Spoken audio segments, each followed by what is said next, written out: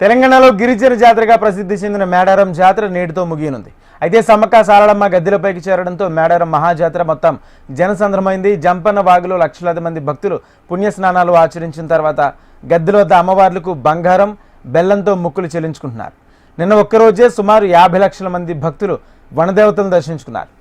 ఇద్దరు తల్లులతో పాటు పగిడిద్దరాజు గోవిందరాజు గద్దెలపై కొలువుదీరడంతో భక్తులు ఒక్కసారిగా పోటెత్తారు. వనం మొత్తం ఇసుక వేసిన రాళ్లంతా ప్రజలు ఉన్నారు. దీంతో తాడ్బాయ్ మేడారం రహదారిపై భారీగా ట్రాఫిక్ జామ్ ఏర్పడింది. తాడ్బాయ్ నుంచి మేడారం వెళ్లే మార్గంలో దాదాపు 8 కిలోమీటర్ల మేర వాహనాలు పూర్తిగా నిలిచిపోయాయి. 3 రోజులుగా జాతరలో పాల్గొని మొక్కులు చెల్లించుకున్న భక్తులు నిన్నటి నుంచి తిరుగు ప్రయాణం అవుతున్నారు.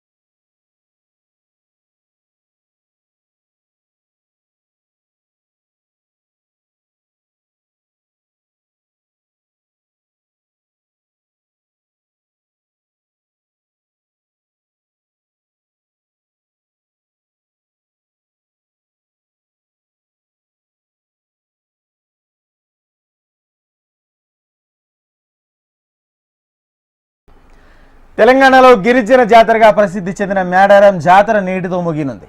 అయితే సమ్మక్క సారళమ్మ గద్దెలపైకి చేరడంతో మేడారం మహాజాతర మొత్తం జనసంద్రమైంది. జంపన్న వాగులో లక్షలాది మంది భక్తులు పుణ్యస్నానాలు ఆచరించిన తర్వాత గద్దెల వద్ద అమ్మవార్లకు బంగారం బెల్లంతో మొక్కులు తీర్చుకుంటున్నారు. నిన్న ఒక్కరోజే సుమారు 50 లక్షల మంది భక్తులు వనదేవతలను దర్శించుకున్నారు.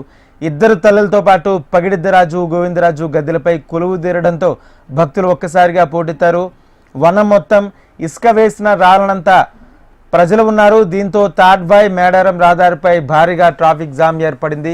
తాడ్బాయ్ నుంచి మేడారం వెళ్లే మార్గంలో దాదాపు 8 కిలోమీటర్ల మేర వాహనాలు పూర్తిగా నిలిచిపోయాయి. 3 రోజులుగా జాతరలో పాల్గొని మొక్కులు చెల్లించుకుని భక్తులు నిన్నటి నుంచి తిరిగి ప్రయాణమవుతున్నారు.